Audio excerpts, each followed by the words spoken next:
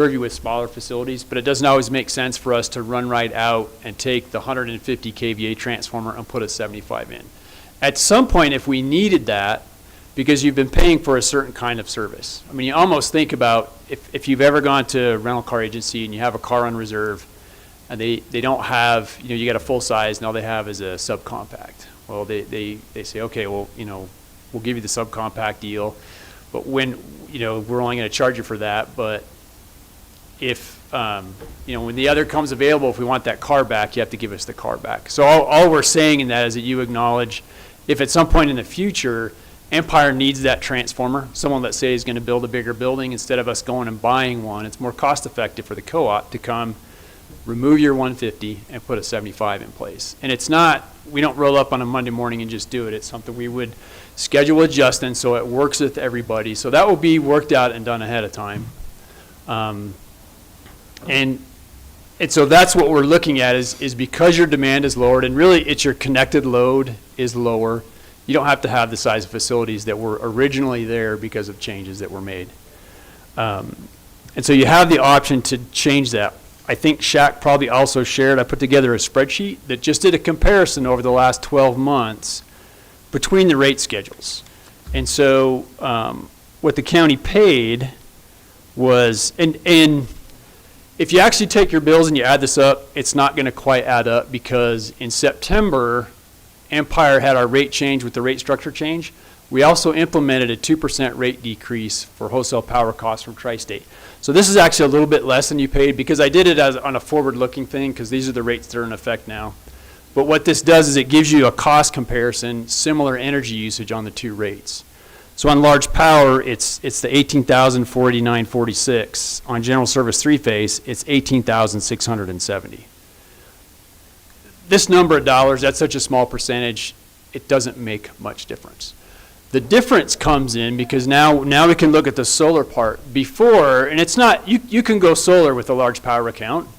It's not as economic, because when you're generating your own kilowatt hours on solar, it's the kilowatt hours that you're generating. But if you look at the way the rates are structured, there are demand charges on large power, and there's energy charges. And the energy charge is flat. It's always the 4.12 cents per kilowatt hour.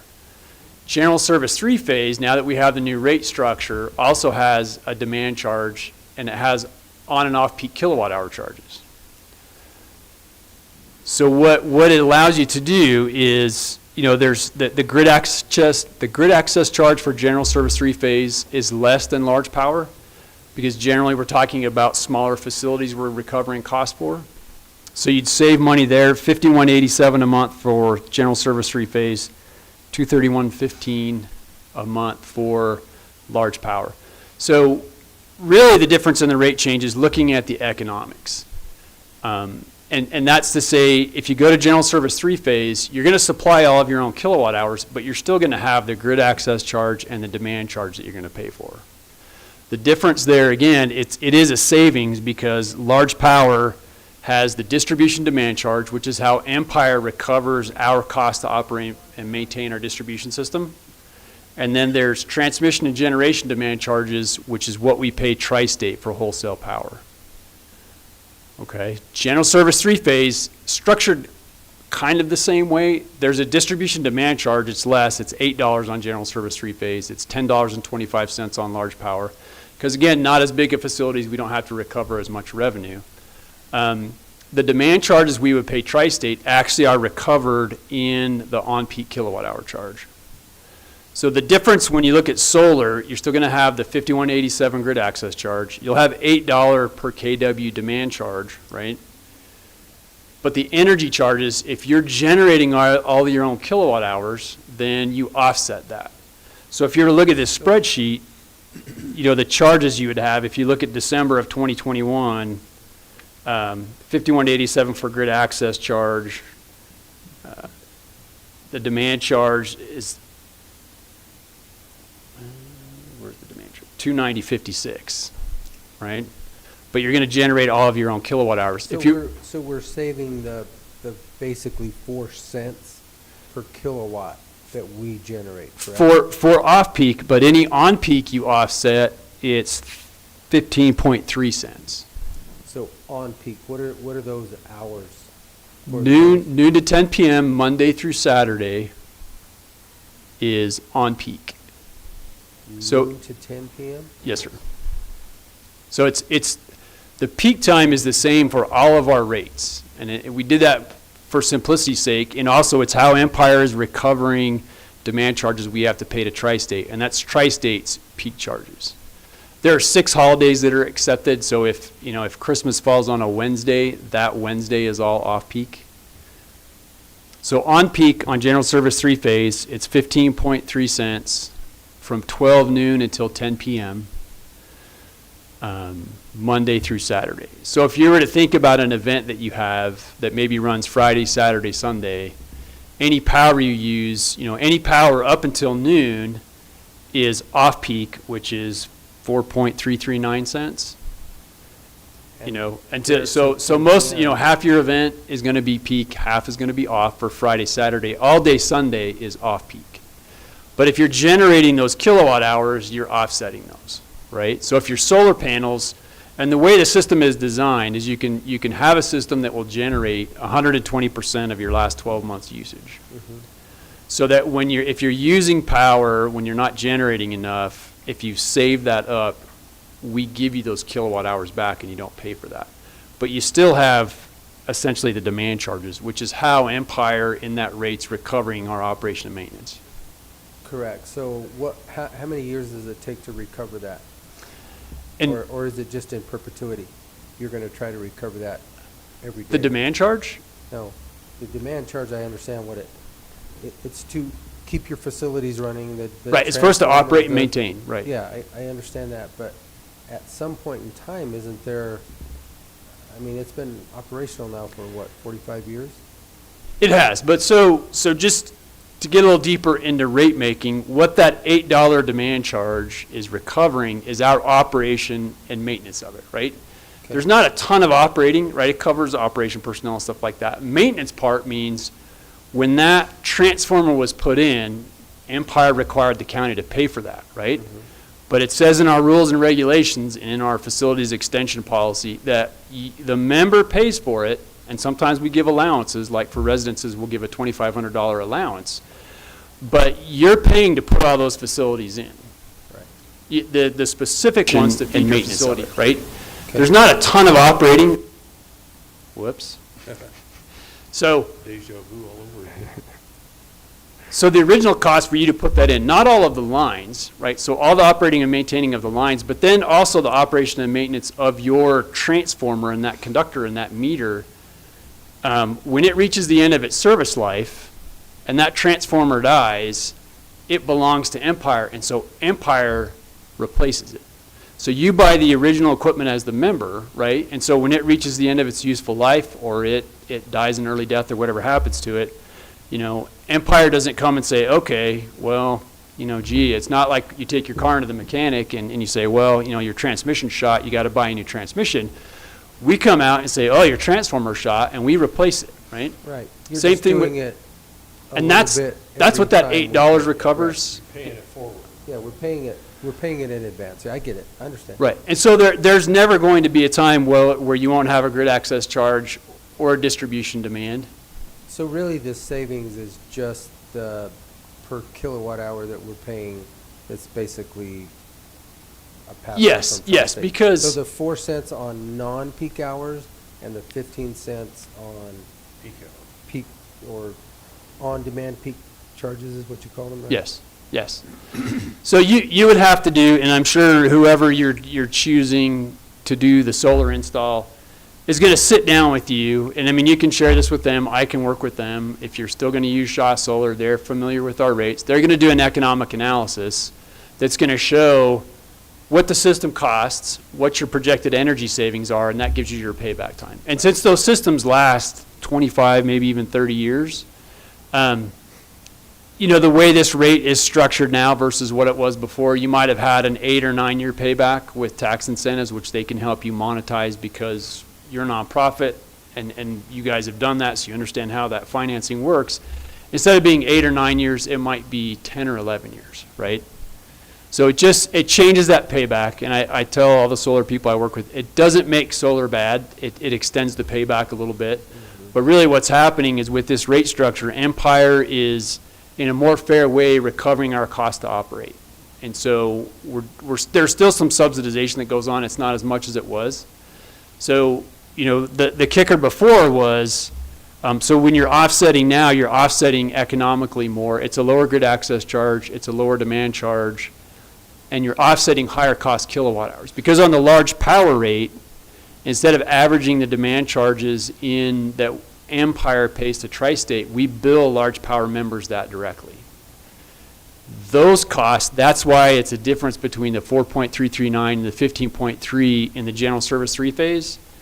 That dollar amount we're still collecting. Instead of getting it every month like we do from, in a measured fashion from large power members, general service three-phase, we forecast and average out the dollars we need based on what we think the demand's going to be, and then we recover that. That's something else to think about is every year we look at how much we've paid Tri-State, and if we've collected too much, right? Because we're forecasting the revenue based on sales. So if we don't exactly hit sales, we either under or over collect. And since we're a nonprofit and we're trying to hit a revenue target, that's what the power cost adjustment is. On the general service three-phase rate, it's a brand new rate. We didn't have anything before, so when our finance department constructed the rates, there's no power cost adjustment.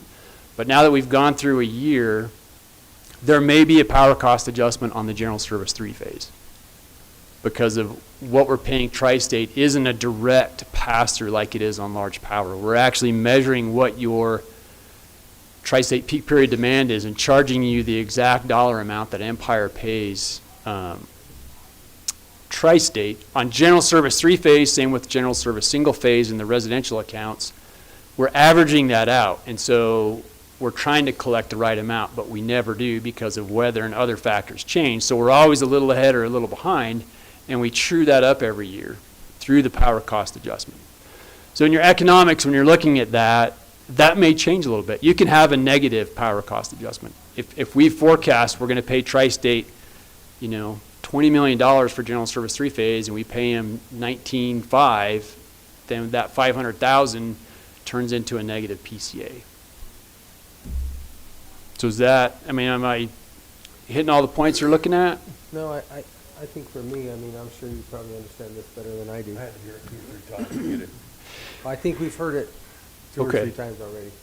So the big thing I think for you is if right now, the difference is based on the last 12 months, the difference between large power and general service three-phase is small, right? Yeah, so if that number is the 18,607 18670, yes, sir. for the large, No, sir, that's for general service three-phase. Yeah. oh, that's for general. Right. The large power is actually a little bit cheaper, Yeah, that's what I'm saying. It was 18,004 something. 489. So as it stands right now, I mean, we're within a couple $100 of each other. Right, and so until you go solar, it doesn't make sense, really. Now, your usage pattern could change a little bit and these could flip-flop, but essentially you're close. You're not going to save a ton of money doing one thing or the other. But the ability to go to general service three-phase will make your solar more economic. So when you go back and talk to your solar installer and you meet with them and you tell them, well, Empire has said, and if you guys agree to the terms, which essentially is if we need your transformer, we're going to come get it. And to think about that, if you were then to grow all the stuff that happens at the arena and you installed a bunch of electric load to where your demand goes over that, if we've changed the transformer out, by our rules and regulations, you will be required another transformer to buy it, and you would be buying another transformer, right? If we hadn't switched it out yet, we're not going to come in and charge you for something that's sitting there. And we only have 1 or 2 of these situations, and we haven't gone and switched those out because we haven't had need of it. I mean, there are some co-ops who are big enough, and especially now with the supply chain issues, are strapped enough for transformers and things. They are going out, and if they have allowed things like this to happen, they are taking those transformers and using them. We're not there yet, this is pretty unique. But that's just something that you would have to consider. But if you don't anticipate changing the use of the arena that much and installing a bunch of electric load and you put solar in, it will work out better. It's still going to be in the best interest of the county, especially while you can take advantage through financing of the tax credits. I mean, it's going to be the cheapest way to do something like that. And then the solar installer can run the numbers and say, well, this is what your bill lowers to. This is whatever agreement you make with them for paying for that, however you pay them what they need so they get their bills paid. And then when that's all paid off and ownership reverts to the county, what you can expect your bills to be. So with the solar system on there, it would make sense at that point in time to change it to general three-phase. Yes. At that time, it would definitely be more economic for you to do Because we're that. keeping those kilowatts hours generated and not paying them. Yeah, As we'll it bank- stands we'll be right now, banking those, Jeff. yeah. We'll be banking that stuff. As it stands Right, yeah, right your now- grid access charge is lower, which is a monthly fee you're going to pay. The demand charge for distribution demand is cheaper. And the kilowatt hours you offset are higher value because of the on-peak value. Correct. That's almost 3-to-1. Actually, it's more than 3-to-1. A little more than 3-to-1, yep. 4.339 versus 15.3 cents. Okay. Justin, what kind of lighting we have in the main arena out there? We have T5 in our main arena. From what I've researched, if we was to go and try to switch those out to LEDs, I don't know what our cost would be as far as installing them yet. I was going to get some numbers just so we could have an idea, but I think we would save about 50% more from a T5 to an LED, or from what I've researched.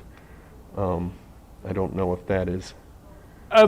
Without looking at the specific fixtures and things, LEDs definitely will use less than your T5s. It's cheapest, easiest way to do it is just to bypass the ballast and put in LED tube lights. Correct. So just leave what's there, and then are Yeah. those 4-footers, 8-footers out there? So the T5s are all fluorescents, right? Yeah. Yes. They are, and they're just a 5/8 of an inch diameter. Yeah. So they're high. The T5s are generally high output, and they were common at one time for a high bay light like that. So we're not necessarily replacing the fixture, we're just going to Yeah. line voltage instead of going through a ballast. Yep. And we Bypassing kind of that ballast is what Yeah. saves you quite a bit of. We money. kind of did some of that retrofitting in some of the other areas of the fairgrounds already. So like all our offices and everything are already LED. All our meeting rooms are LED. Everything upstairs has been retrofitted to LED.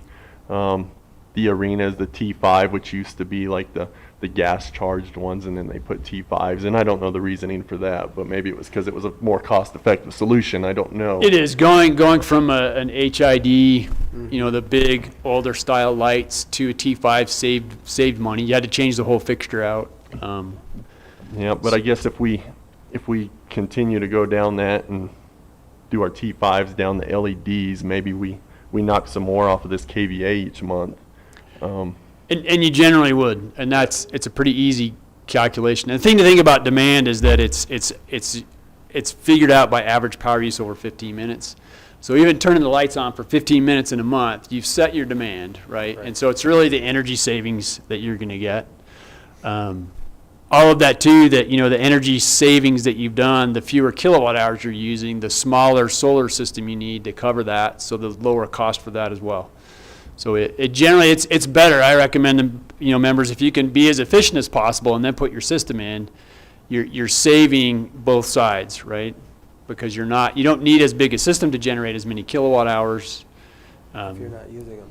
So I Right. think, Justin, then to you, sooner than later, like right away, we need to see what it takes, because that's really when the events are going on, that's where all the power is being utilized, isn't it? Yeah, so when I was looking at kind of what you had as far as our usage each month, it kind of corresponds in when we have our big events. So like March is always our 4 states, or the Ag Expo. Yep. And it always runs March. And I noticed the April bill is the one that's a little high. And in Right. April, same thing, our the following month's a little high because it's doing April's. Right, and Yep. keep in mind with utility bills, if it says it's your December bill, it's your November usage. Because Right. we bill a So we're month in a month arrears. behind. So you're exactly right, where it's the Ag Expo, which you get your bill in April, it's the March usage that's happening. And I wouldn't anticipate that they really use more than they did last year. I guess the only thing is what would happen if we were to ever exceed that 75 after we make this decision to go to a general three-phase, and what if we were to hit I 75? don't think we would make that decision to change it unless we actually knew we were gonna put the solar system on it. Because within $200 of each Okay. other right now, it Yeah. doesn't make a lot of sense. Right, and in a perfect world, what's supposed to happen is when a member wants to add load, is they come and talk to us. Because there's a common misconception that, if you look at your house will have a 200 amp main panel in it. Unless it's at older houses, maybe it's 100, but you have a 200 amp main panel. Well, Empire does not have 200 amps of service behind that because we design the service based on the information you give us. We have people give us a load data sheet.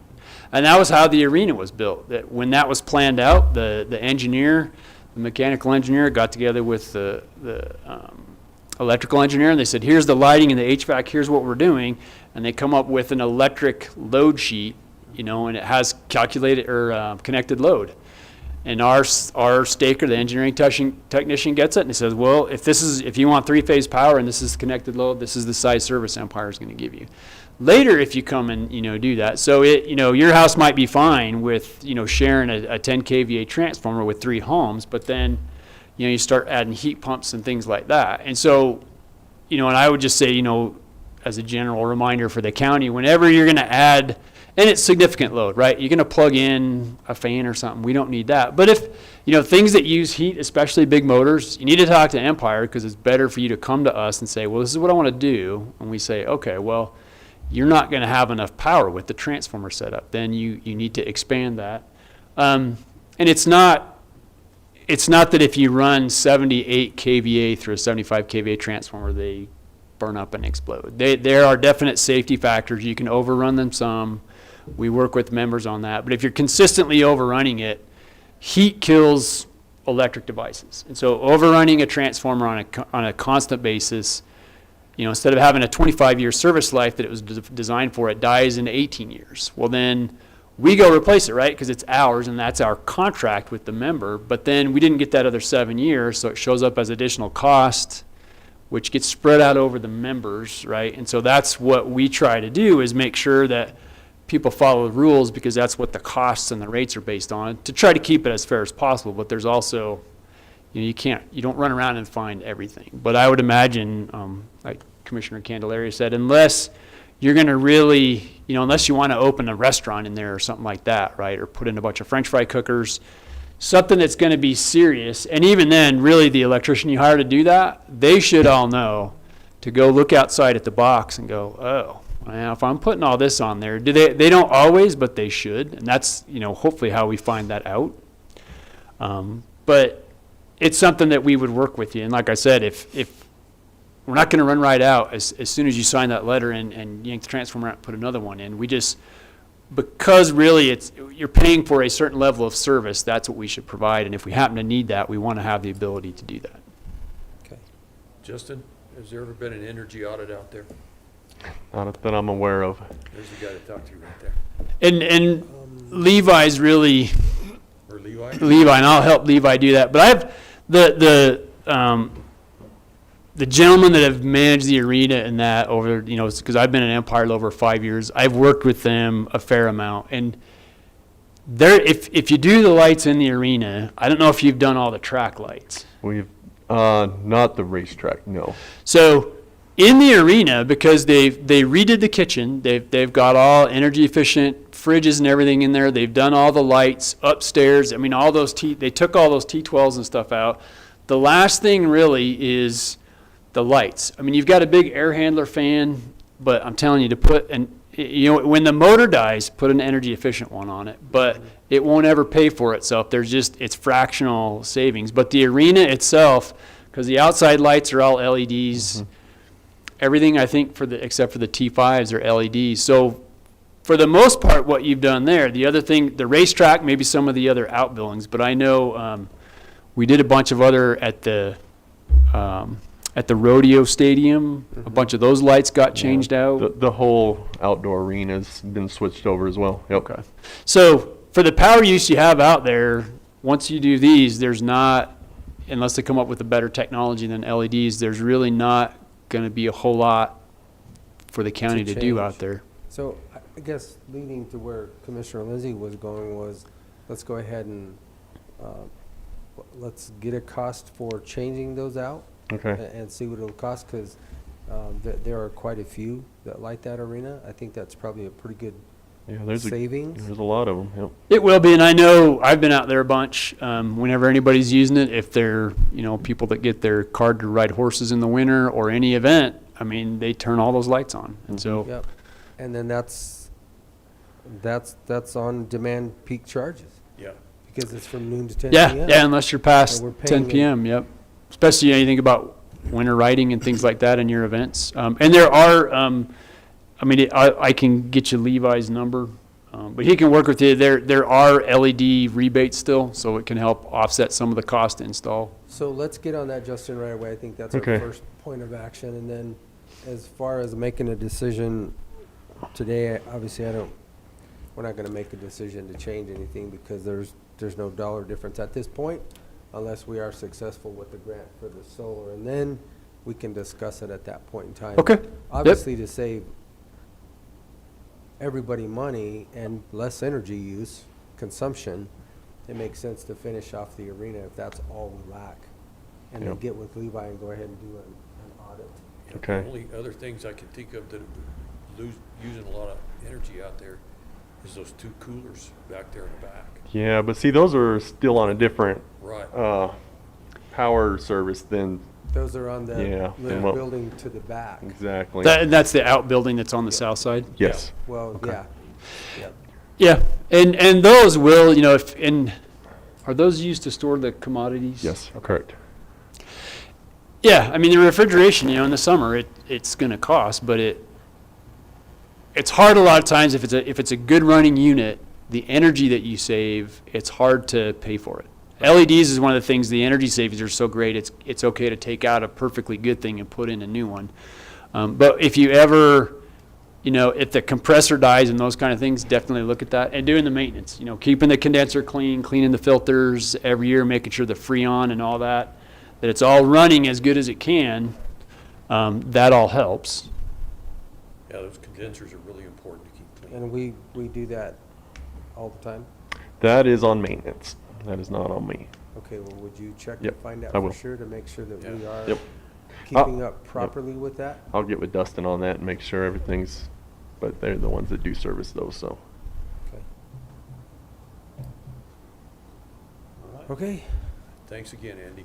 You bet. I brought copies of the rate schedules and stuff. Do you want those to look at? Do you care? I'd actually give a copy to Justin. Yeah, I'd like a Okay. copy. I think Shaq, I was just looking at this, I saw the letter, but it came from Josh. I don't know if you wrote it or, Did you get a chance to see the letter? I'll I just- did. I've got electronic copies of everything. Yeah. That's just your latest bill. so. Okay.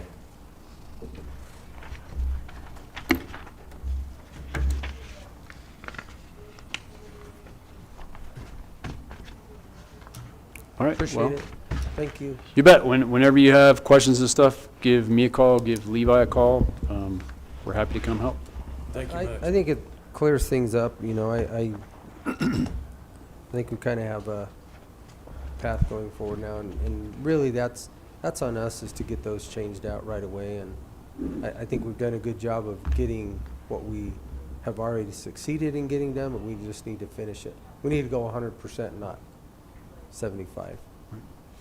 I think Yeah. you'll see a pretty good change, changing out those lights. Just getting the right tubes is essential. Yeah, and a lot of that we can probably do in-house as well, as Yeah. long as we just purchase Right. what we need, then we can do a lot of that labor work, but, yep. Okay. Okay, I'll get back with you on it. I'll get something. sounds good. Anything else? Nope, that's all. Okay. Okay, all right. Thanks Thank you, guys. again. Thank you. Appreciate it, Andy. Okay, next on our agenda, we have our discussion of definitions for the lower NCA, the Dolores NCA. So Ian, on our meeting the other day, get back to my notes here. So we had a meeting on 10/7 with Dolores County, San Miguel County, and two of the big issues that we were discussing, which Ian was going to look up, was the definition in the language that's proposed from unreasonably diminished, how that affects us, and then also too, if that was left in there, that the project size could possibly be removed under that language. At that meeting, we were also informed that there actually is terminology that's called reasonably diminished. So there's actually definitions for both of those. And so with that, I'm going to let you tell me about unreasonably diminished. Yep. So, when we talk about unreasonably diminished, there is some court case law out there, not necessarily interpreting NCAs, but in the water law context that talks about what would be unreasonable diminishment. Now, as is often the case in court cases, it doesn't necessarily apply directly onto our NCA. And so it's a little bit hard to know how it would apply here in the present context. From the best that I can tell, unreasonably diminished language, that language in this NCA would not necessarily have a great impact on McPhee. I think that the unreasonably diminished language, if it's in there, could conceivably have an impact on future larger projects like the Plateau Creek project, if that were to ever come through. And so, certainly I haven't been in these discussions from the beginning, but my cursory understanding is that, where we're at right now with the water situation, I'm not sure that Plateau Creek's ever going to really come through anyway. And even if it did, I'm not sure how much it would affect us. So ultimately, the unreasonably diminished language, it is what it is. It certainly is much less severe than the wild and scenic designations that would put pretty severe restrictions on, whether it could lead to problems. I think it's anybody's guess, but it certainly is less restrictive than a wild and scenic designation. In reviewing all this stuff, and certainly there's a lot to review, there's a lot of information out there. I think what's important for the county is, my sense is that DWCD has a really good grasp on a lot of these things. And so I think that we continue to rely on them and work with them because a lot of the points that they've raised are good points. One other thing that I wanted to mention, and I think this is something that we need to bring up at our next meeting. There are a couple different statuses in an NCA that our county could conceivably have. One of those statuses is a coordination status, and that's like a higher status within the NCA negotiations that would give us certain inputs. There's also a cooperator status.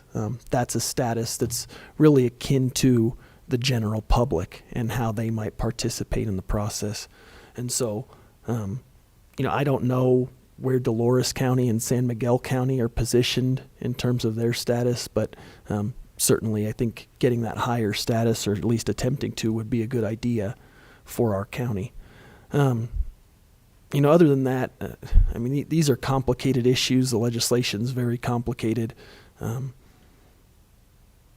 And so ultimately, if we do decide to go along with the unreasonably diminished language, my suggestion would be, to pull language from the court case pull language out of the court case and put it into the actual legislation. I think the more we can tie up some sort of definition, the better off we're going to be. Certainly, okay, we've got a term unreasonably diminished. That's defined in court cases and case law. But why not bring it into the legislation? Because then it's there. Then we know exactly what we're talking about. And I think anytime you can you can get specific language in, I think that's always a good idea. So at our next meeting, I certainly can have some suggestions exactly where we might want to put that in that NCA, and that might be something that we work on. As for the project size, I don't see that as a huge Deal breaker. a huge deal breaker either way. But again, I think it's also important to preface all of this by saying, these negotiations have been going on for a long time. This legislation's been going on for a long time, and I think this commission needs to understand I'm not a water attorney. Right. There are water attorneys who have worked in this realm for a long time. They understand the intricacies of this. My understanding is very cursory and based on an abbreviated study. Water law is its own animal. It's complicated, and so I think as we move through this process, I think it would be wise for the commission to continue to seek counsel and work with DWCD and those attorneys to get kind of finality or to get some other ideas. Okay. Question? The other thing that I would say about the NCA that I sort of learned over the weekend that was interesting to me, there's really several tiers to this process. So we work to get this initial legislation in, and then it goes to Washington and it's going to get marked up there. And then we're going to have a several-year period where they're putting together a management plan for the river. And so, what we send now certainly might not be what's spit out on the backside. And so I think it's just another thing to keep in mind for the commission as we move forward that, we can do what we can to get something that we support, and we certainly should do that. But that's not necessarily going to be the final product that comes out the other end. And, that can cut both ways, ultimately. So, I think what's obvious to me, though, is that ultimately being part of these NCA discussions, it's a big advantage to not being part of it. Correct. Yeah. And I think we are all on the same page there, and specifically with dealing with the issues that we're dealing with now as far as land use. From what I understand is that our land use concerns are really addressed and protected as far as our grazing, our mining, our extraction, if it happens within our county. Now, obviously nothing on that lower Dolores is even, or I've never even heard anything, but it doesn't mean that it won't happen in the future. But this protects it. As a wild and scenic or a national monument, it's totally out. And that's why I think being part of the discussion for us is more critical now than ever, so that we do protect that. Yeah, the wording in the NCA is the most important thing. Yep. Is how Yep. it's worded. Yep. Because like Ed said, there are good NCAs and there are bad NCAs. Sure. Yep, that's true. And it's always difficult to opine, especially not having a really significant background in water issues. But unreasonably diminished, that really can cut both ways, and that's good in a sense, and that's bad in a sense. At our last meeting, I talked a lot about litigation costs and that being a concern. Ultimately, when we look at these issues, it's not really going to be the counties litigating. It's going to be the water users Right. that are going to have to step up and litigate. And so, it's really tricky. It's really tricky because there's competing interests, and some of these terms are vague, and ultimately, in order to work this legislation through, some of them might need to remain vague. I think I'd be remiss in sitting here and telling you that unreasonably diminished language and the way it's been viewed in court cases doesn't give me some concern. That's a broad term, and when you're talking about unreasonably diminishing water, that, especially as water shortages continue, could that hurt water users on the Dolores? Yes, it absolutely could. There's no no doubt about it. And who's to define reasonable Absolutely. or unreasonable? Yep. But on the flip side, you know, a wild and scenic designation certainly could be very Could be worse. could be very Or a monument, Or a monument. which is our concern. You know, the one. Yeah, I'll leave it at that. Okay. So, All right, well, I guess we'll zoom into the next meeting and we'll go from there and let's see what we can find out, especially at that next meeting. And I think one really important thing is solidifying what our status is, because I think there are different tiers, and I think those different tiers can have an impact in the kind of sway we have as we move forward. Okay. Anything else? That's it on the NCA for now, and of course I'll keep on reading and researching and moving forward with it. All right. Next on our agenda is the Southwest Opioid Response District, or SORD, IGA, and board appointment discussions. And I thought we just got an email that said hold on these appointments. Hold on a minute. Let me.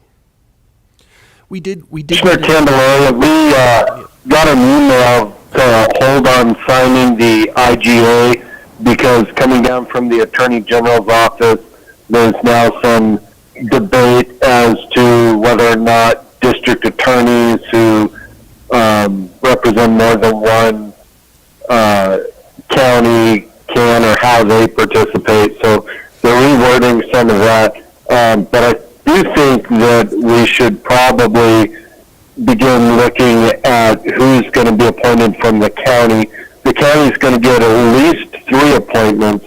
One will be from social services, which Gina has picked Representative caseworker Jessica Thurman, and we discussed in the Board of Health meeting last week, Bobby and Laurel are both willing to serve, and they asked to appoint one as the head and one as the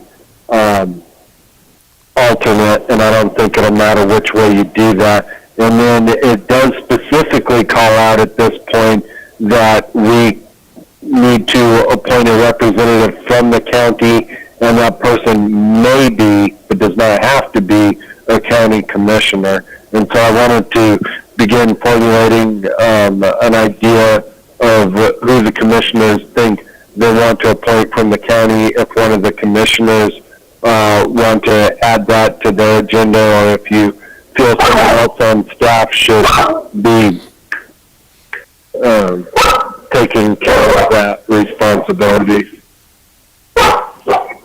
Okay, Shaq, and I just pulled that back up. So yeah, I had misread that. It's just the signing of the IGA. So obviously, like we talked in our Board of Health meeting on Tuesday, I would, if you don't have any issues with it, I think Laurel would be the point of contact, and then Bobby the alternate, just because she's already a director and has probably plenty to do. Not that they don't both have plenty to do, but if you don't have an issue with that. And then you said Jessica from Social Services, Shaq? Jessica. Yes, Jessica Thurman, and then we need to also pick one person to represent the county overall, and that can be a commissioner. Okay. Well, at this point in time today, I'm going to say it probably shouldn't be a commissioner, just because I think we might be overloading. So do you have any other recommendations, Shaq, that... One thing we might consider. You know, go ahead, Ian. Sorry, Shaq. Go ahead. I was going to say that, I've been involved with it thus far, and I'm pretty caught up on the homework. So I'm willing to do that if that's what the commission decides, and I'm also open to anybody else being on that would like to be. And that would actually, I was going to recommend that, but do we want to ask, is there anyone else that's up to speed with this as much as you are, Shaq? Not that I'm aware of. Okay. And check, the only thing, I don't have the agreement in front of me right now, but my recollection was, doesn't it have to be a commissioner, or can it just be a representative of the Board of Commissioners? No, there's a parenthetical phrase that says can be a commissioner. It does not have to be a commissioner. Okay. I just wanted to clarify again, I don't have it in front of me right now. I just wanted to be sure. Well, we can go move forward in this regards, which we'll do tomorrow. Yeah. And if it changes, then we'll change with it. So if you guys are okay with that, we'll basically from social services will be Jessica Thurman. Laurel Schaefer will be the point for the health department with Bobby the alternate, and then Shaq as far as the county representative. And we can make those appointments tomorrow during our unfinished business portion of the meeting. Sounds good. Okay. All right. Now I'm getting back to my other screen. Look at that, Don. Thank you. I appreciate that. Shaq, he's getting pretty good. Better watch out. Yeah, you know what? He can run as many of those meetings as he'd like to.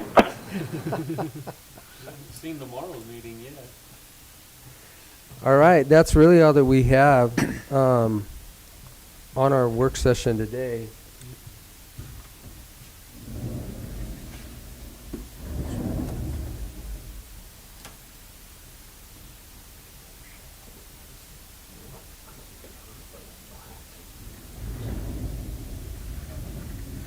Okay, well then that will conclude this meeting for our workshop. We will be having a special meeting this afternoon, and we'll be doing it's kind of a planning session. So with that, then we'll adjourn this meeting of this workshop, and we'll make these appointments tomorrow.